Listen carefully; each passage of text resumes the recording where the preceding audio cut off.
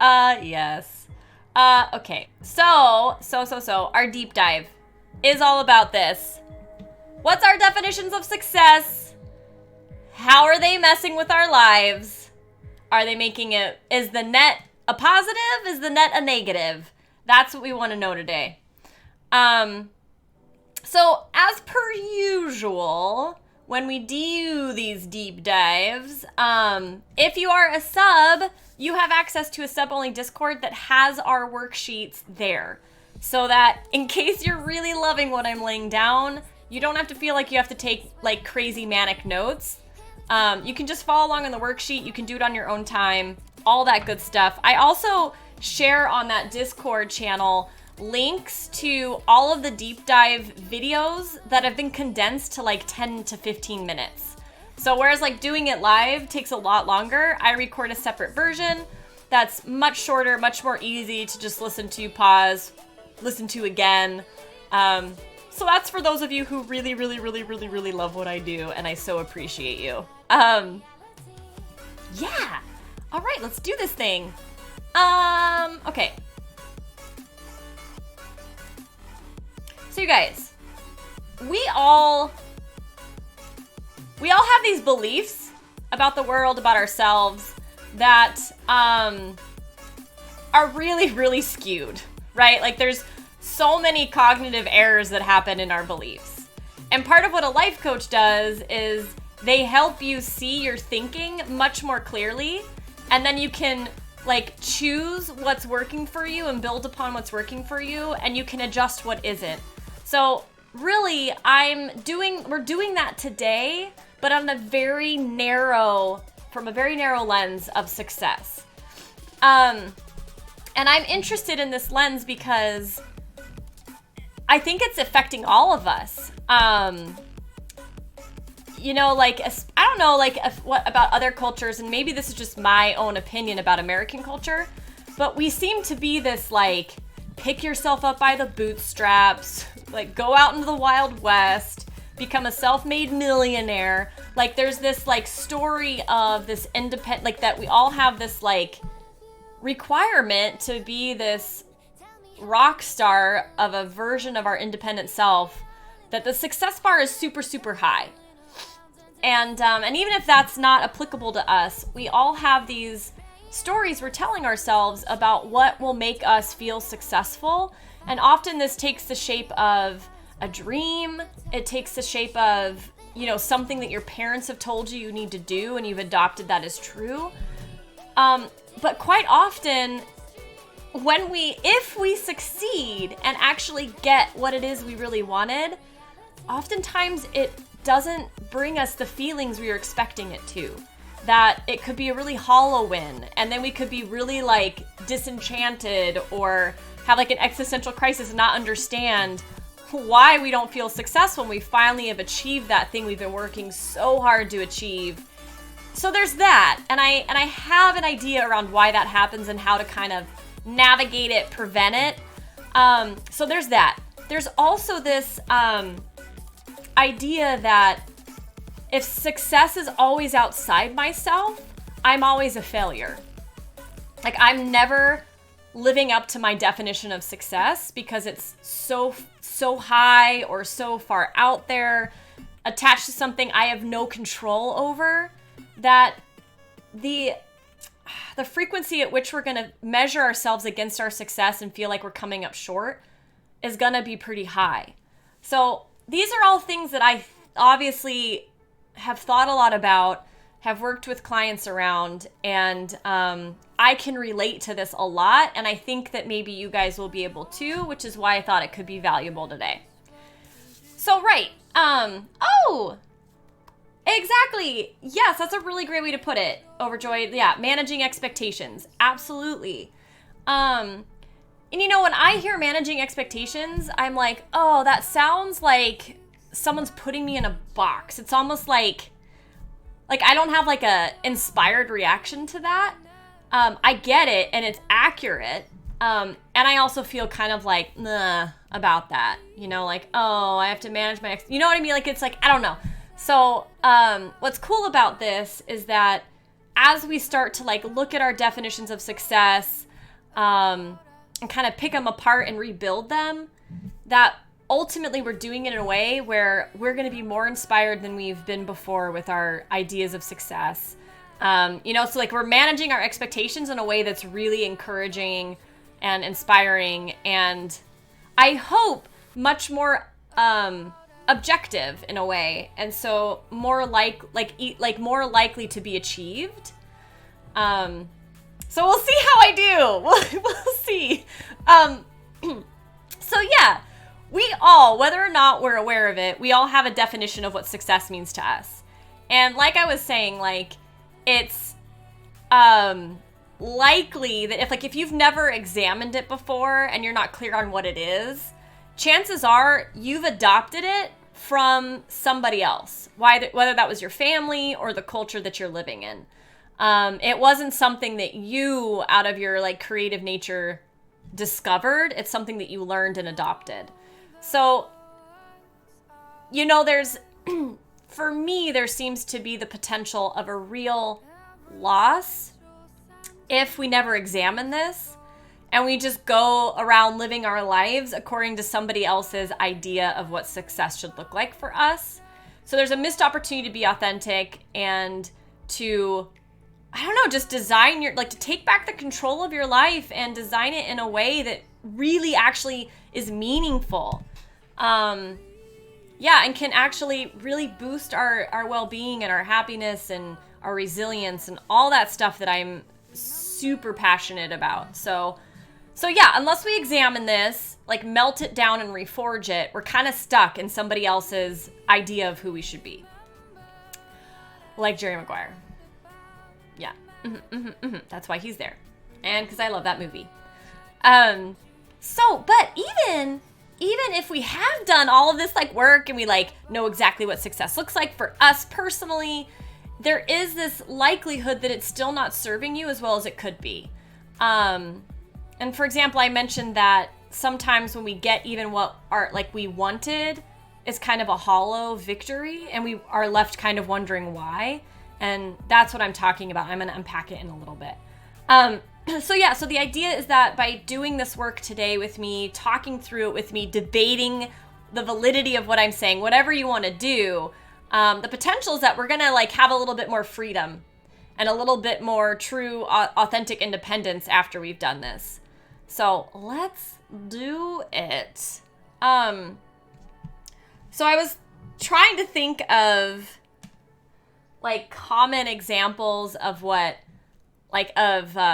definitions of success I've seen in American culture. So obvious, like very much so, like being rich, being famous, like our celebrity culture is everywhere. Just thinking about Twitch, like I know for a lot of us streamers, like first making affiliate feels like a success, and then it's like, oh, until I'm a partner, I won't be successful. And then when you're a partner, you're like, oh no, I need to get X amount of subs, and like the numbers that come back at us often make us feel like a success or a failure. So there's just so many ways that we do this, right? Having kids, for a lot of people, that's a measure of success. And as I share these, I hope you get the sense that I'm not, that there's no right or wrong answer to what success looks like for any of us. Certainly what success looks like to you may not work for me. So there's this authentic piece that can be used to help us navigate this, but there's not like this sense of right or wrong. It's just about being aware of what you're doing and what you're thinking, really, and giving you the opportunity to be empowered. Hello, Super Sea Lion! I'm having a great day! I hope you are too! Hiya! Hiya back!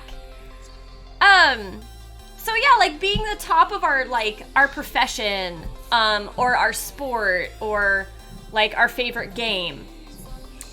These are all measurements of success, right? I often want to be the best, and that like never works out. So, yeah. Being loved, right? Like that often helps us feel successful. Being a creative genius, or being like perfect at something. I think perfection is often used as a measurement. And being a good person. So yes. So my first question to you guys, and of course, feel free to put in chat, feel free just to think about it. And again, if you want to actually do this work, I suggest writing it down. If you're not writing it in chat, to write it somewhere that, even if you're in chat, like write it somewhere where you can like look at it, would be awesome and very, very helpful. Because like all of my questions, they build on each other. So the first thing I've got is what does success currently mean to you personally? What would have to happen in order for you to feel successful? I'll give you a little bit of time, maybe not enough. I'm gonna gauge how interested you guys are in actually answering.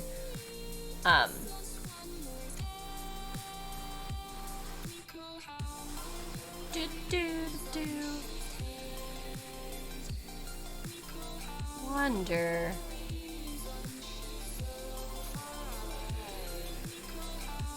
Oh, dang, Mrs. Scott. Look at that. Congratulations. That's got to feel good. That's got to feel good to have your success. And yes, of course. Of course. That makes so much sense. Yeah. Yes. That's always true, too.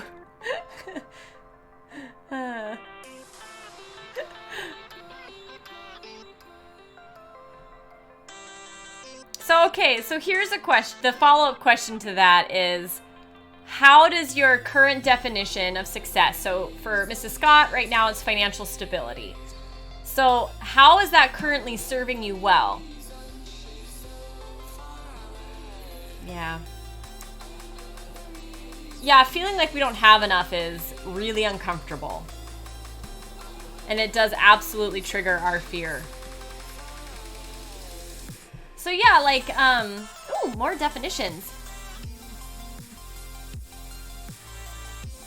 Oh, so SS, yours is like a really, it sounds like yours is a real general feeling of non-success. Interesting. What,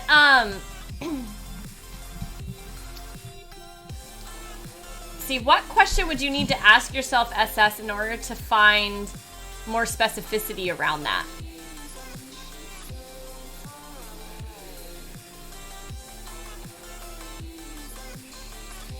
Like, the question that comes back to my mind is, what would you have to have in order to feel successful? And then you might start to like go, oh, I would need a new car. I would need a promotion. Like, I don't know, right? Like, I would need like an A in physics or whatever. Whatever your things start popping up, that will be some clues. Okay, so Mrs. Scott, the benefit is that it aids in lowering your stress. Yep. And it keeps you motivated to keep your kids from having financial worries. Yeah. Yeah. Yeah, so it is definitely serving you in some really good ways. Of course, the follow-up to that is, how does that current definition, if at all, right, hurt you or hold you back or not serve you well?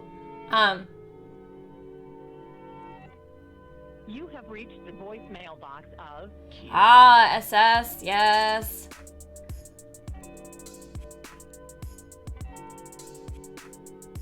Yeah, it totally makes sense. And there's no right or wrong approach to any of this, right? Like, we all are just starting from what bubbles up inside of us. Just wait for Yeah, so, like, in other words, you'll feel successful when you are employed and your life feels like it's moving forward. Yeah, and I think, like, what's interesting is, like, as I'm hearing yours and Mrs. Scott's, like, I'm like, oh yeah, like, I can totally relate to that. Like if, yeah, like, just, yes.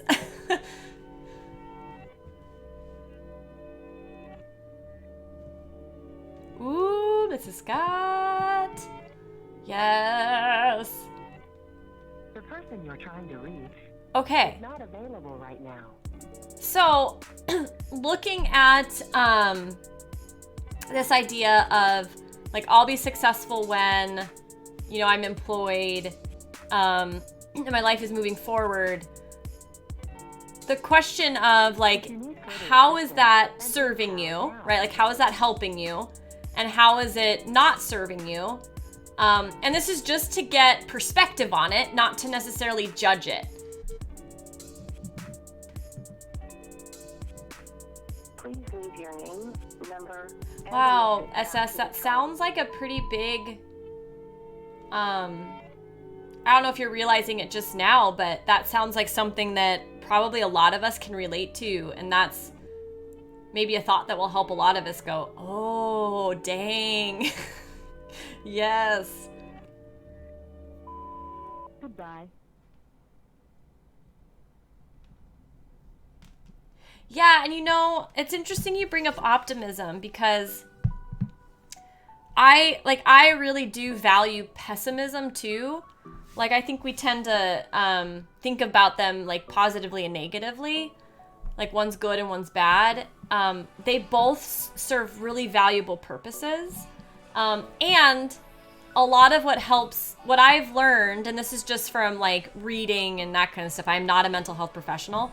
But what I've learned as a coach and just being fascinated and passionate about this stuff is that a contributor to things like depression can be, how to say this, like an overly pessimistic worldview, right? And so one of the ways we can start to shift that for us is by like challenging those negative beliefs that we have, and we tell ourselves like, my definition of success is this, and I'm never going to attain it, so of course I feel like a failure. I don't know, I'm starting to ramble. But yeah, like you're right, like optimism can absolutely help us start to shift our brains and just get them more in balance. Like if we're overly optimistic, we often need a little bit of pessimism to kind of balance us out so that we're operating realistically in the world. And the same is true as the other way, right? Yeah. How helpful did you find CBT?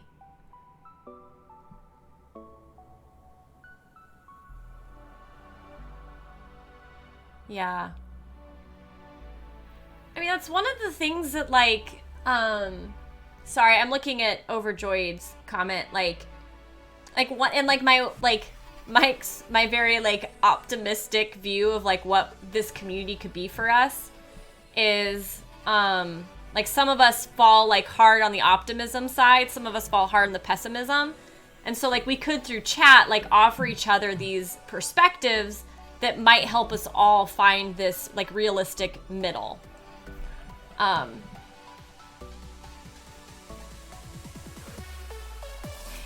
Yes, Mrs. Scott, exactly. Yes, exactly. That is such, thank you so much for sharing that example. 'Cause yeah, absolutely.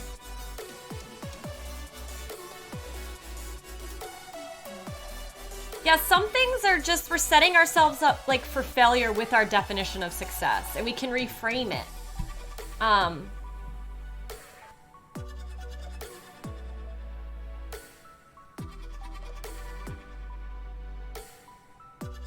Got it. So, like, SS, I've never gone through a CBT program, like, with a mental health professional. Like, life coaching uses some of those tools. And I know a lot of life coaches are, like, interested in training it, so I'm fascinated about it. And I try to use it in my own life. I think where I struggle is there's not, like, a really easy way to, like, do the practice. Like, there always seems to be so many, like, hurdles about doing it that it's just too much work and I don't show up to it. And I've been thinking about how to make that easier for people. Yeah, you do? Yeah.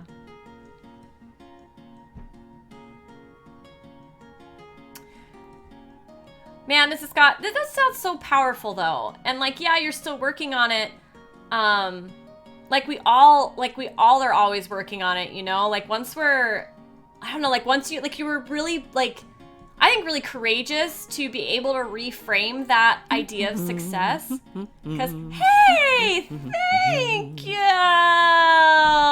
Yay, Corgus love orgies! Wow, that just looks like corgis. Thank you. Mwah.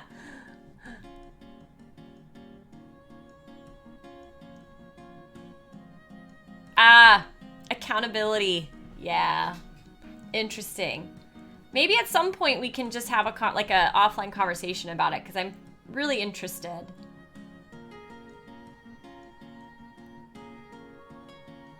Yeah, so yeah, it's interesting that like the accountability in a way ended up like maybe being like a dependency on a specific person, and then the accountability didn't shift towards a different place when that person was no longer available.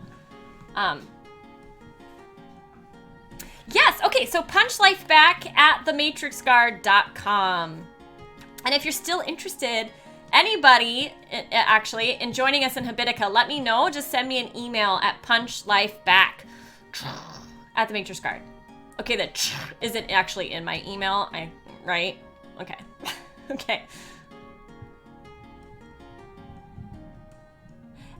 Great. Mrs. Scott, thank you for taking the long-winded version of what I was saying and just making it super straightforward. Exactly. What would your definition of success look like, as opposed to what you think others...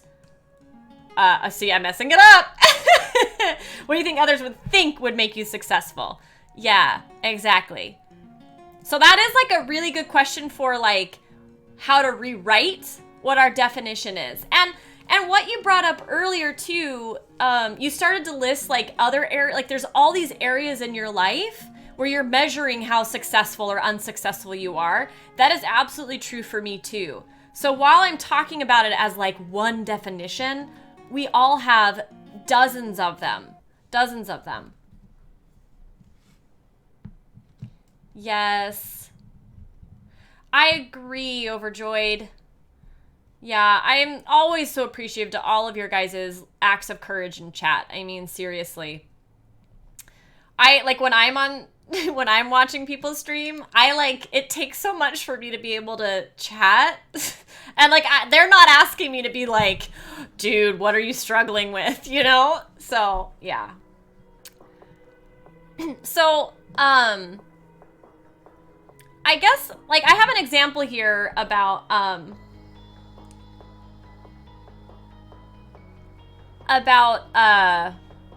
what we're talking about, like how a definition of success can both be beneficial and detrimental to our well-being.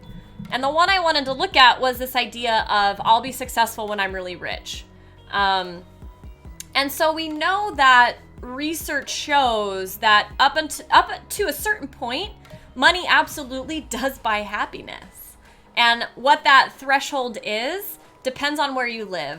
And it's basically where, like, the point at which you have everything that you need to, like Mrs. Scott is experiencing, where you have financial stability. Like, you know your basic needs are going to be met. You know your loved ones are okay. You're okay.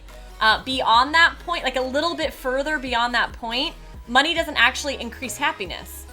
But if you're operating in a way where you're, like, believing that it will continue to increase your happiness, so like somebody who spends all their time at work, you know, and they just like don't hang out with their friends and they don't hang out with their loved ones and that kind of a thing, it starts to become much more detrimental, right? Because they're not going to get the happiness they're expecting out of it, and yet they're making all of these sacrifices in order to get that. So yes. So I have a personal example that it's a little bit embarrassing, but I'm just going to own it, and you're probably going to be like, that's so stupid, you don't even need to be embarrassed about it, but whatever. So I was an actress for 14 years, and all that whole time, success to me looked like being a, like basically a fully employed independent, like, film star. So I would work constantly in independent film. And that really served me for quite a while because I found it motivating and inspiring. And it made me feel special. Like, just the idea of becoming that and, you know, living in this way that was really unconventional and kind of bold made me feel special. And it was something that, like, I really needed at the time. It held me back, though, because no matter how hard I worked at it, I was actually never in control about becoming that successful of an actor. It would require a lot of perfect timing and luck and all these other kinds of things that were really beyond my efforts. The other thing that held me back is that it was really a poor match to what really mattered to me most in my life, like my core values. And I will talk a little bit more about core values. So if you don't know yours, you want to check out our VOD on core values, and and then you'll know them, and you'll be done. Blah. And it's we have a power up for it, so you can just go to the power up panel and click on it, and off to the races. So, but ultimately, it held me back because that wasn't really what I wanted. I just thought it was what I wanted. I was going after this faux thing. So, I'm gonna kind of pause and introduce a little bit of a Trixie concept here, because I think it's really important to kind of reforging our ideas of success in a way that's really beneficial to us. So I want to talk about a fixed mindset versus a growth mindset, which I've done a couple times before, so some of you may be familiar with it at this point. But it's based off of a book by Carol Dweck called Mindset. Thank you for sharing the VOD, Scott. You're amazing. Oh, so good. So basically, her work teaches us that there are these two competing mindsets, fixed and growth. And the fixed mindset is this belief that a quality is locked in at birth and can't ever increase. So for example, a common one is intelligence. So a lot of our culture tends to think of intelligence as fixed. You are born with a certain amount of IQ, a certain amount of smarts, and it cannot increase no matter how hard you work at it. And in fact, anytime somebody talks about talent, they're probably coming at it with a a fixed mindset. Like, talent is something you're just born with. You either have it or you don't. It's fixed. It doesn't change, doesn't increase, it doesn't necessarily lessen. So there's all kinds of reasons why a fixed mindset is inaccurate and also can hold us back. I'm not going to get into that here. It would just take way too much time. But a growth mindset is the exact opposite. So it's where somebody believes that a certain skill or quality, like intelligence, like creativity, right, can increase with the right kind of effort. And we're all a mix of both mindsets. And okay. So here's why I'm bringing this up. A fixed mindset often finds its way into our definitions of success. And once it's there, it can really act as, hey, Network Philip, hi. I get so distracted. So once we have a fixed mindset attached to a definition of success, it does become this limiting belief that can keep us from succeeding. So it's important that we look at our definitions and ask ourselves, is there a fixed mindset at play here? So for example, if you have a definition that says something like, I'm going to be successful when I'm an expert in my field, or I don't know, like I play a lot of League of Legends, so I'm like, when I'm a gold player, or go even further, like when I'm challenger level, right? And you believe that your intelligence, or your, like in the example of League, like if I believed that my dexterity was locked in and fixed and couldn't get better and I couldn't get faster right at clicking, then I'm actually never gonna think that I'm capable of getting what it is that I think I need to have in order to be successful.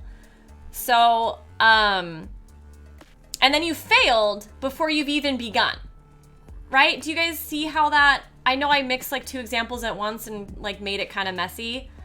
But yeah, so like if you're gonna be successful and you're an expert at X, but you don't believe that you're smart enough to ever become an expert at X because you believe intelligence is fixed, then you failed. right out the gate you failed and you're gonna feel awful. And intelligence isn't necessarily fixed. So there's that. It's an incorrect limiting belief. So my question, guys, is, how might a fixed mindset be making you feel like a failure, right? Like, look at your definitions of success and just go, could a fixed mindset be at play here?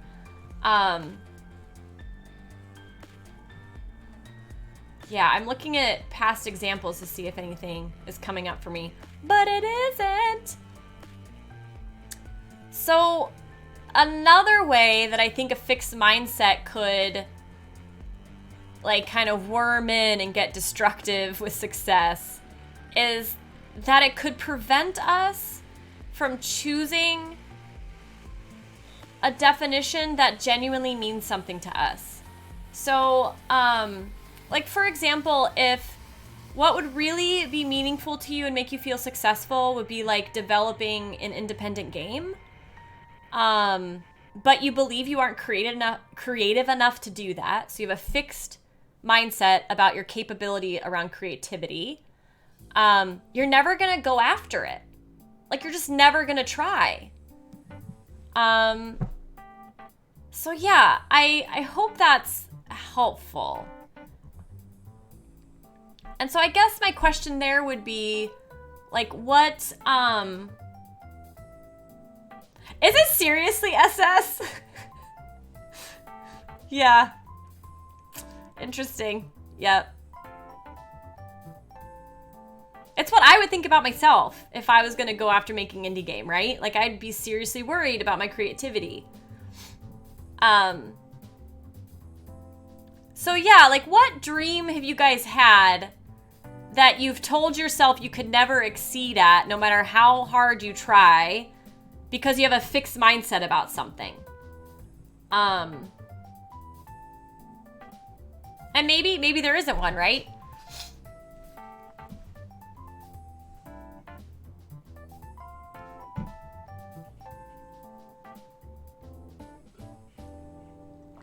This song is very elevator jazzy. I feel like we're all crammed in an elevator now. Going up very slowly and shaky for some reason. Oh, interesting, Mr. Scott. How so? How is that to your detriment?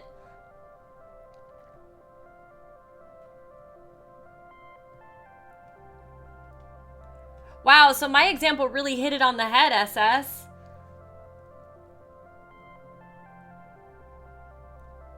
Yeah, I guess I would just get really curious about why, like, if it is like this idea that you're not creative enough to do this, like, why, like, where did that come from? You know, like, why is that something you are choosing to believe? And that's same for all of us. Like, once we have clarity around, like, what we're thinking is fixed in us that's, you know, keeping us from going after something, there's an opportunity there to get really curious about where that came from, why we're believing it, why does it feel like it's true? Like, challenge the validity of it. And if you want, like, Carol Dweck's book is, I thought it's written for regular people like us. And I found a lot of value in reading it.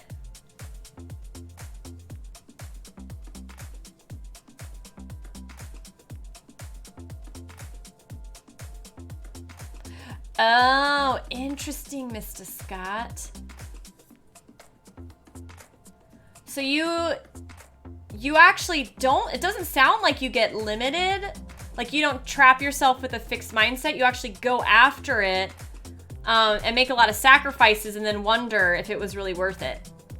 So I'm now thinking the next little tricksy bit that I'm going to share, Scott, might make sense to you.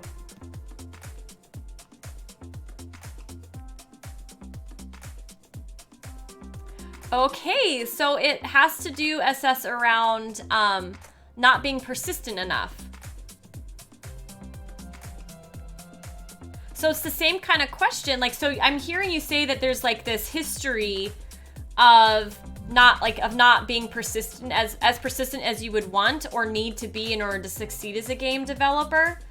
So I guess my question there would be, just because it's happened in the past, why does that, like, how come that has to mean it's going to happen this time?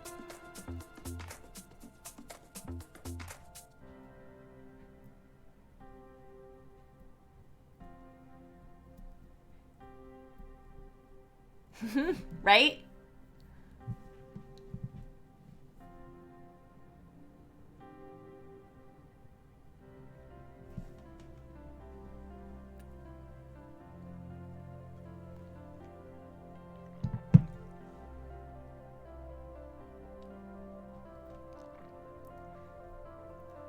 Yeah, and the other thing that comes to my mind, SS, is if persistence, because this, like, persistence is, I can't think of a single goal that any of us care about, right? Like, I can't think of a single goal that doesn't require persistence to get there.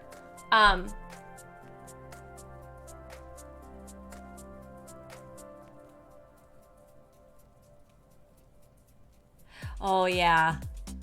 Okay. Yeah.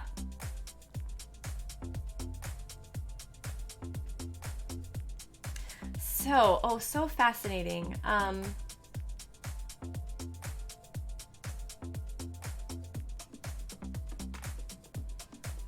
What, having, like, said that, SS, what's your take on how true all of that is? About needing to be, like, no longer depressed in order to focus, and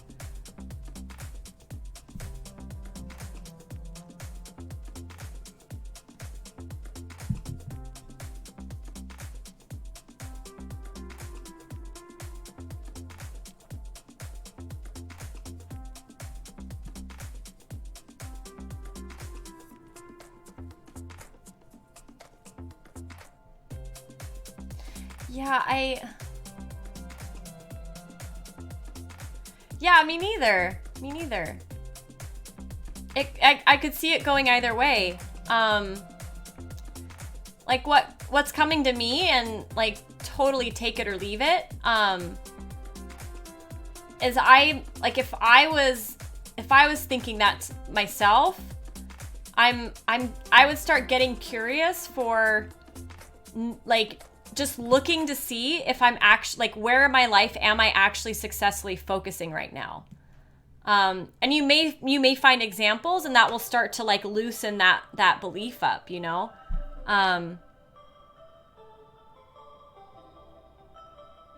Because you seem pretty focused on our conversation. No, you know? Yeah, I really appreciate that conversation, by the way.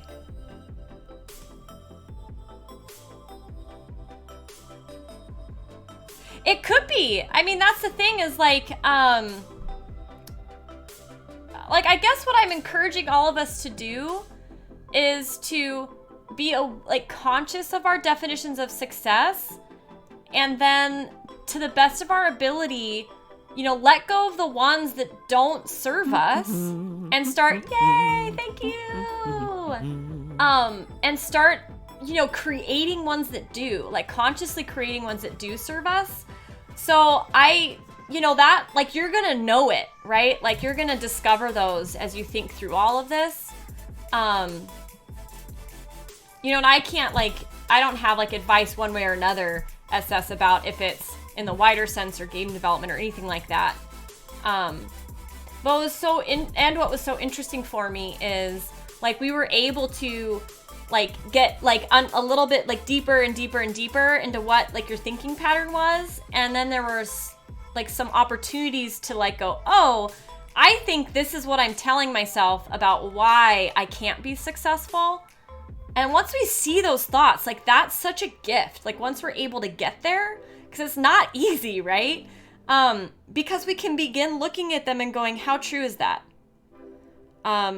we can start challenging that validity. And sometimes we'll be like, gosh, that is accurate. Then it's like, what can I do about it? How can I problem solve, right? So yeah, it's, there's so much in here. I love that. Yeah, like when you totally can relate to that, where your mind just goes blank. Yeah, that's it. You've hit it. Yeah, that's a really good. Hey, thank you too. Thank you for both of those follows and for triggering David Bowie. Oh, you guys are awesome. Thank you. So another Trixie point, and I touched on this earlier, and I think maybe Mr. Scott, this might make sense to you, given how you've experienced going after stuff, and then when you get it, being like, was it really worth it? So this is that often what we think will make us feel successful, it's only a surface expression of what we want. And, right? So, and like really only we can know that. Like nobody else can tell us if that's true or not. But our typical ideas of success are usually like socially acceptable versions of our desires. So we sometimes water them down and make them like, hey, woo, woo, woo. Thanks, Johnny Scar. That is awesome. Thank you. Yeah. Much appreciated. Oh my gosh, everybody just is loving on me. What? And the follow, my gosh, you guys. Oh, you guys, I needed this today. You don't even know. Yeah, so they're like watered down and safer, socially acceptable. Underneath those is the real stuff that matters to us. It's like the more we get to those vulnerable bits, it's what matters. Like that's what makes us vulnerable, right? So like looking at my old definition of like being a successful independent film star, which I can like barely even stand to say. It took me 14 years, but I finally saw like through that. I was like, dude, that is not actually what I want. That's a socially acceptable version of what I want. What I wanted and what I actually care about is like feeling loved or connected while being on an adventure and battling my fears. Right? Like that is embarrassing to say for me because it's actually what matters, like in a very deep way. So here's the amazing thing. Once you have that clarity about what you really want, like what would really make you feel successful, like all of a sudden you're freed from that like outside definition, like being a successful actress or, I don't know, like being the best ever blah, blah, blah player, right? Like sometimes you're freed of those things when they're not accurate for you. And it lets you come up with like so many other ways to become successful. Because now that I know it's about like connection, adventure, and bravery, okay, well, I just asked myself, how do I want to go about getting those things, right? What do I want to do that would make me feel those things? Dude, answer is I'm here. So that's how it came out of me. So it sets you free, right? And all of a sudden there's way more options for you to go after. So it's always about like writing out what we think is going to be successful to us and then like challenging it and asking, like going deeper and deeper and deeper. Like, okay, why do I want that? What would having that make me feel? Why is that important to me? And you just dig deeper and dig deeper and dig deeper until you get to SS's point of mind blankness, right? Or you feel really vulnerable. And then you're onto it. And once you have that answer, you're like, cool, what do I want to do to get those things? Like, or how do I already have that right now in my life and I haven't appreciated it before? Does that like, yeah, okay, fine. It makes sense. I'll just tell myself it makes sense. So guys, like we're never going to be done, measuring ourselves and wondering if we're successful or not, right? And wanting to feel successful. it's just like our definitions of success are going to constantly be changing because we're constantly changing. So yeah, like obviously, okay, cool. So then what? Like, how do I, if I'm doing this work, how do I kind of like judge or understand whether or not I'm choosing success in a way that is increasing my well-being or like, you know, making me feel like crapo? So yeah, I've got 4 things. Like, it honors what you really care about in life. And those can be your core values if you've done that work. It inspires you like nothing else has. And it's growth minded. So I do that fixed mindset, growth mindset check that we were talking about. And ultimately it puts you in control. I think that's so important. Not necessary, but really, really helpful. So yeah, so I used to, like, you know, need to be a successful independent film star. Totally don't need that anymore. My new definition of success is to engage fully with life and to help others do the same.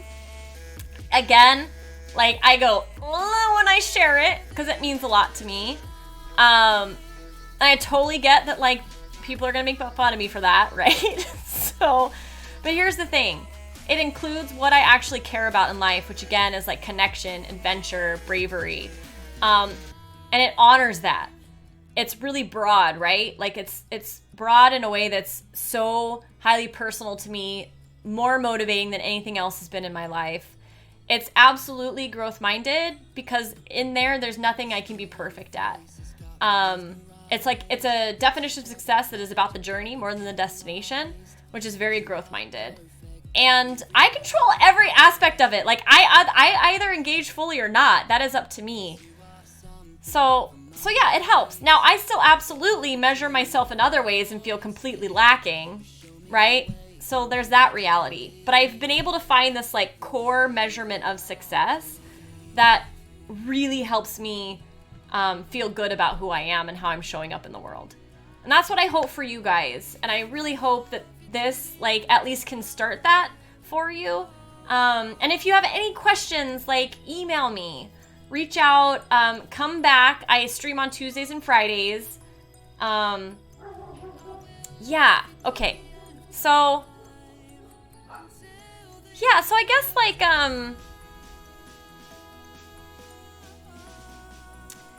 yeah, I have some other, I think that's good. I think I want to leave it there. I want to leave the deep dive there. Except for this. If you did get, hi, the first of 2. Thank you. You are so welcome. I'm glad you're here.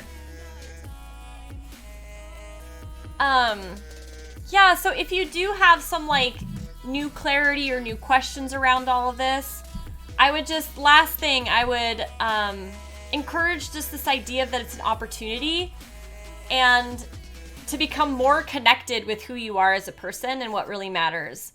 And so I would like encourage you to set some sort of like easy small action that you could take in the next week to take this a step further. So wherever you're at in this process, just to move it one step further down the road towards an empowering idea of success. Whatever that looks like to you.